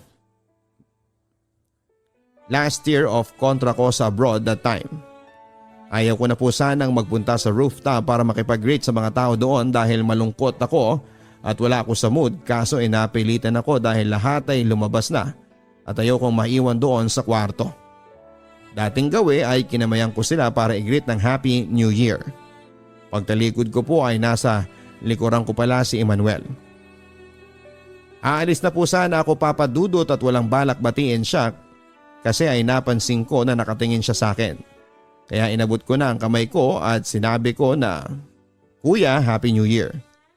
Bigla niya akong binuhat pataas sa kanya at niyakap at ang sabi niya ay sorry at kinis muli ang noo ko. At sinabihan na pumasok na ako sa loob at bilisan ko na raw. Nakita ko na napaparating pala yung GF niya. Kaya pala pinagtabuyan niya ako. Yung last day of work ko po sa company na yon ay pinuntahan ako ni Emmanuel para kausapin. Kaso ay feeling ko na galit naman siya na nag-approach kaya iniwasan ko na lamang at hindi ko na siya sinipot sa oras na ibinigay niya para daw mag-usap kami. Doon na nga po natapos ang story namin ni Emmanuel at hindi ko siya nakatuluyan. Sabi ng manghuhulay, piliin ko ang mas nakakatandang lalaki dahil siya daw ay ang dapat kong piliin. Pero paano ko naman pipiliin ng lalaking hindi naman ni minsan naging sa akin? Papa Dudut, eto naman ang storya namin ni Carlo. Way back noong time na nasasaktan ako sa nangyari sa amin ni Emmanuel. Nang mga panahon na nasasaktan ako kay Emmanuel ay si Carlo po ang palaging nasasabihan ko. Bago lang siya noon sa company namin at mas nauna ako ng 1 year sa kanya. Kaya naman wala siya ng mga panahon na masaya pa kami ni Emmanuel. May itsura at may appeal din si Carlo. Siya naman ay maputi na matangkad. Pareho po sila ng katawan at height ni Eman. Kung si Eman po ay Pinoy na Pinoy ang datingan, si Carlo naman ay parang Chinese na matangkad at payat din. Pero siya po papadudot ang naging sandalan ko kapag nakikita ko siya at GF ni Emmanuel na magkasama ay nagpapanggap akong masayang kasama si Carlo. Well, papadudot masaya po talagang kasama noon si Carlo. Napakabait, malambing, maasikaso, showy sa nararamdaman at sobrang bait na kaibigan ni Carlo. Opo, kaibigan lang talaga kasi dahil may GF po siya ng panahon na yon na naiwan sa Pilipinas. Pero unti-unti po ay nahulog din ang loob ko kay Carlo dahil sa pagmamahal na ipinapakita niya sa akin. Pag-aasikaso na hindi ko naramdaman sa kahit na kanino. Pagiging maalalahanin, gentleman, sobrang sweet, sobrang effort sa pag-aasikaso niya sa akin na hindi ko naramdaman kahit kanino. Yung effort na hindi sa mga surprises pero effort para makasama lang ako. Na habang naghihil ako ay nahulog na ang loob ko kay Carlo. Mali po papadudot dahil bago pa lang siya umalis ay may nangyari sa kanila nang bago niyang nakilala daw na babae na nirebound niya sa kaka-break niya lang na long time GF na naloko daw siya. Kaya bago daw siya umalis ay pinatunayan niya sa ex niya na kaya niyang humanap ng mas better dito at nabuntis na pala niya itong bago niyang GF. Nasa abroad na siya nang malaman niya na buntis ito. Kaso ay binaliwala ko kasi para sa akin ay magkaibigan lang naman kami noong una. Hindi ko akalain na mahuhulog din pala ako sa kanya. Yung pangarap ko na lalaki na mapapangasawa ko noong bata ako ay nasa kanya ko nakita. Yung lalaking masipag, showy sa feelings, malambing, yung parang hindi marunong magalit ay sa kanya ko nakita. Hindi nga ba papadudot ay ayaw ko po ng magagalitin kagaya ng tatay ko na lagi kaming namumura at napapalo at nasasaktan.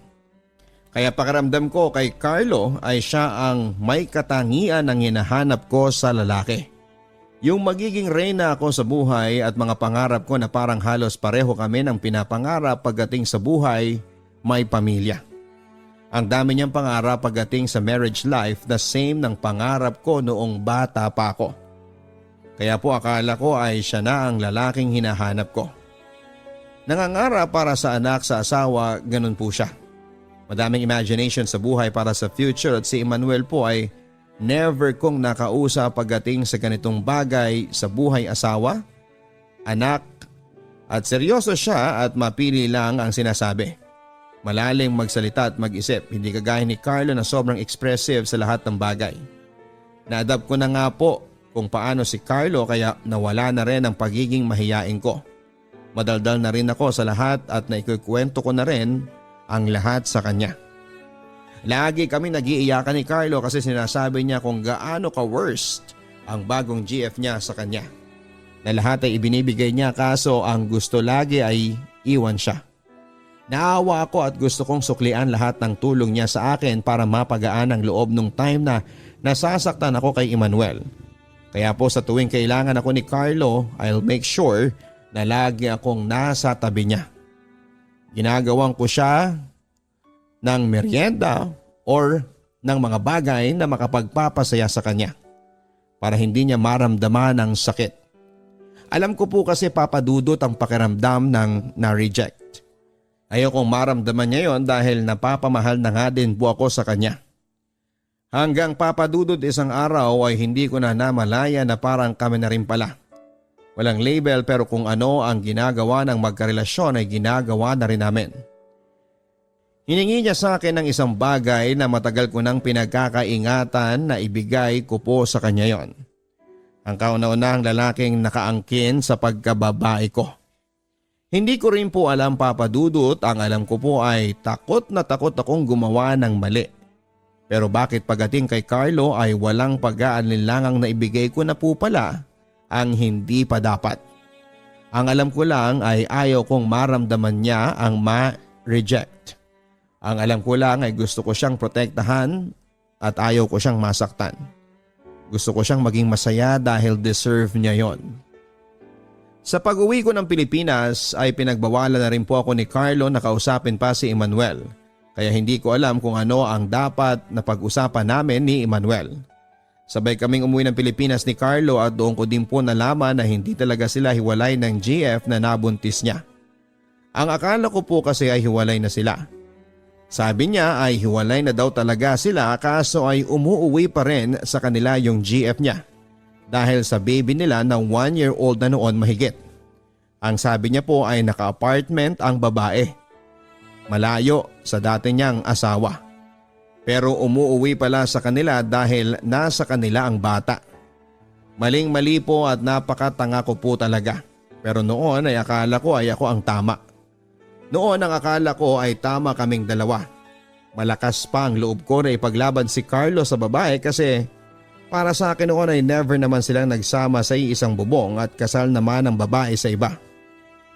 Kaya ang lakas pa ng loob ko na ipaglaban ang nararamdaman ko kay Carlo para doon sa nabuntis niya. At kahit kinausap na ako ng GF niya na layuan na si Carlo para maayos na nila yung sa kanila, pero ako heto at si Carlo pa din ang pinakikinggan ko. Dahil ang sabi niya na alam niya ay wala na sila at nung nalaman daw ng GF niya na may ako ay gusto nang biglang maayos sila. Gulong-gulo ako papadudot at hindi ko alam at sino nga ba ang pakikinggan ko noon. And to make the story short ay naging kami nga ni Carlo kahit against all odds papadudot. Hinarap naming magkasama lahat ng mga pagsubok. Galit sa akin ang mama ni Carlo dahil kung hindi lang daw kasal sana ang babae ay ikakasal na dapat sila. Noong una ay sinubukan pa namin na iwasan ang isa't isa. Kaso sa kabila ng paalamanan ay sa huli ay tinulungan ko siya na malayo sa GF niya. Dahil yun daw ang gusto niyang mangyari. Na malayo sa GF niya dahil hindi na raw niya kaya ang sakit at tuluyan na ngang naghiwalay sila ng nabuntis niya at naiwan sa kanyang anak niya at tinanggap ko naman. Nag-live-in kami at sa kalagitnaan ng pagsasama namin ay nalaman ko na sa tuwing nag-aaway kami ay umuwi siya sa family niya at nagkikita sila doon ng ex niya kasama ang anak nila. Sobrang sakit papadudot. Nakakabaliw na sakit yon. Karma na po siguro sa maling nagawa ko dahil nga siya ang una kong naka-live-in at boyfriend talagang kasama araw-araw ay hindi ako sanay. Hindi ako sanay kung paano mag-alaga ng karelasyon na kasama sa iisang bubong. Nasasakal daw siya sa akin dahil lahat ay bawal, may issue din kami sa pera kasi gusto ko ay iniipon bawat kinikita namin. Although nagbibigay kami that time sa parents niya para sa anak niya ay naging mahigpit po ako pagdating sa pera dahil nga sa laki ako sa probinsya ay sanay na sanay akong magtipid na ina-apply ko sa relasyon namin. Kaya nasakal siya at niloloko na pala niya ako. Para sa kanya ay wala na raw ako sa tamang pagtitipid. Kaya nagawa niya yon dahil nasasaktan na rin daw siya sa akin. Mali po ako papadudot kasi akala ko po ay ganon-ganon lang ang pinasok kong relasyon. Sobrang pinagsisihan ko noon kung bakit ako nakagawa ng mali at eto ang consequences. Ang lahat na nga ang tingin sa akin ay kabit ng pamilya at kaibigan niya at katrabaho namin dati. Kahit na anong explanation ko para sa side ko ay wala. Walang nakikinig. Ang liit-liit na ng tingin ko sa sarili ko. Pero heto ako at tinanggap siya ng paulit-ulit. Ayaw ko nang magkahiwalay kami dahil siyang nakauna sa akin. Ayaw ko nang magkahiwalay kami kasi baka wala nang tumanggap sa akin. Ayaw ko nang magkahiwalay kami kasi siya ang nakasanayan kong kasama at kausap sa araw-araw. Mahal na mahal ko siya noon at ayaw ko nang mawala siya. Wala na ang tiwala sa relasyon namin, puro pagdududa. Sumbatan at hindi na masaya, sobrang toxic na. Mas madalas ay away at hiwalayan na nauwi sa murahan at nasasaktan na rin niya ako at nasisipa o nasusuntok. Minsan na nga ay naganti na rin ako kung mumurahin niya ako. Hindi rin ako nagpapatalo papadudot. Sobrang naging toxic na. Nadadamay na rin ang pamilya namin sa tuwing nag-aaway kami. Sobrang hirap na ako noon at selos na selos sa ex niya. Takot na ako na mawala sa akin si Carlo. Hanggang sa natuluyan na kaming nagkahiwalay sa pangalawang taon naming magka-live-in. But after few months ay nalaman ko na buntis ako. Ang kaso ay hindi ko alam kung paano sabihin sa kanya. Dapat pa ba? Anong magiging buhay namin sa kanya? Yun ang naisip ko, na huwag nang ipaalam sa kanya. Naisip ko din, Papa Dudut, na ilaglag ang baby pero hindi ko ginawa at hindi ko kayang gawin yon. Hindi ako uminom ng kahit na ano para mawala ang baby ko. Siguro sa sobrang stress ko na lang, kaya kung ano-ano ang pumabasok sa isipan ko. Dagdag mo pa, Papa Dudut, yung nanggugulo sa family ko at sinasabi na buntis ako at nagtatago si Carlos sa ex niya. Nakakabaliw, halos nawala ako sa katinuan sa pag-iisip. Parang ayaw ko nang mabuhay dahil hindi ko alam kung paano mag-isang haharapin ang buhay ko. Chinat ko nga siya at sinabi kong buntis ako, na hindi niya kaagad pinaniwalaan dahil nga daw hiwalay naman na kami.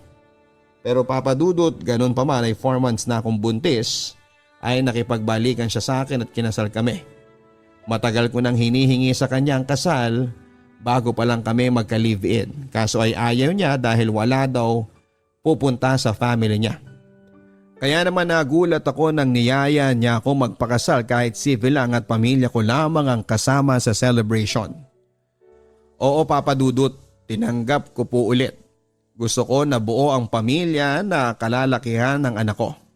Nag-abroad po siyang muli para sa future namin at nangako kami pareho na magbabago na. Sabi niya ay hindi lang daw siya ang may kasalanan, pareho daw kami kaya dapat pareho kaming mag-adjust at magbago. Akala ko ay okay na.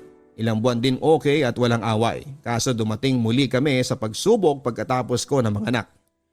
Selosa po ako at ayaw ko na may nakakachat siyang babae kaya nag-aaway kami. At syempre hindi rin siya papatalo. Papa Dudut, mumurahin at pahihiyain niya ako in public, yun daw ang consequences ng pagdududa ko. Ganon siya kapag nag-aaway kami sa pagdududa ko sa kanya, sagana po ako sa mura.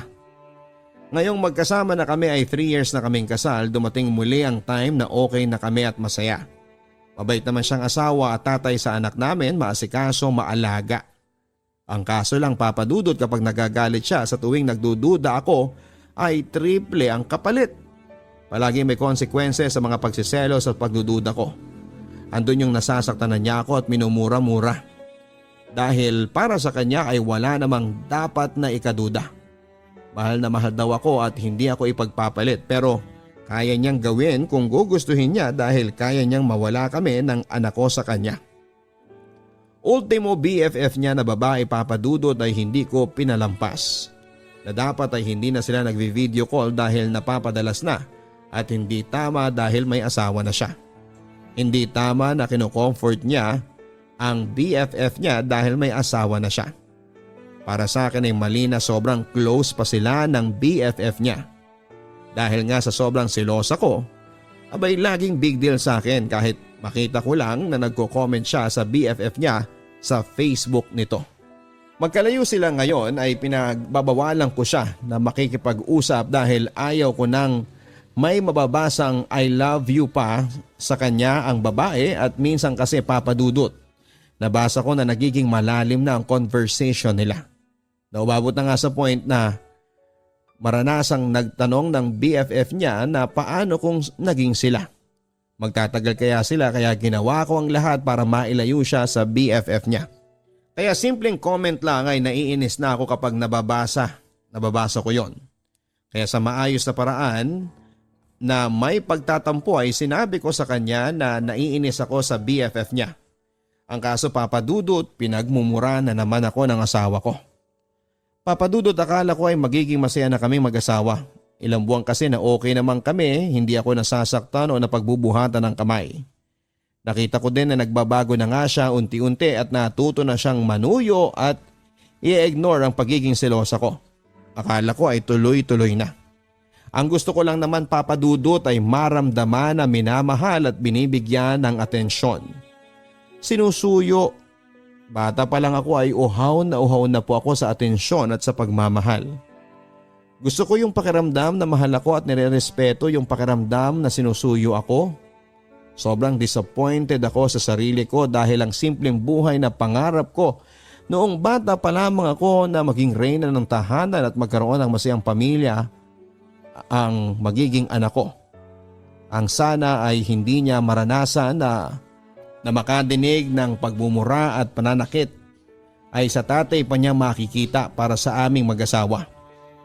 Papa Dudut, pinagpapasa Diyos ko na lamang ang lahat. Alam ko po na I'm so precious para maranasan na mura-murahin lang ng asawa ko. Alam ko this time ay wala namang mali sa akin. Sinusuportahan ko naman siya ngayon sa pangarap niya. Ibinibigay ang dapat sa kanya at minamahal at natutong mag-adjust maliban na lamang sa pagbabawal ko sa kanya pagdating sa BFF niya. Pinagpapasa Diyos ko na lamang ang lahat na sana ay intindihin ko pa at habaan pa ng pasensya ko. Ang relasyon namin sa ngayon ay pinili ko na lamang po na magbingi-bingihan sa mga pagbumura at inaabot ko sa kanya. Pinili ko ngayong manahimik at piliin kong maunawaan ng lahat. Sana'y hindi magaya sa mga ex ko na kapag hindi ko na kaya ang selos na nararamdaman ko ay iniiwan ko din dahil sana siya na ang huli. Maraming salamat po Papa Dudut at sana po ay matyaga kayo nagbasa ng sulat ko at kapulutan ng aral ng ating mga listeners. Lubos na gumagalang, Ana.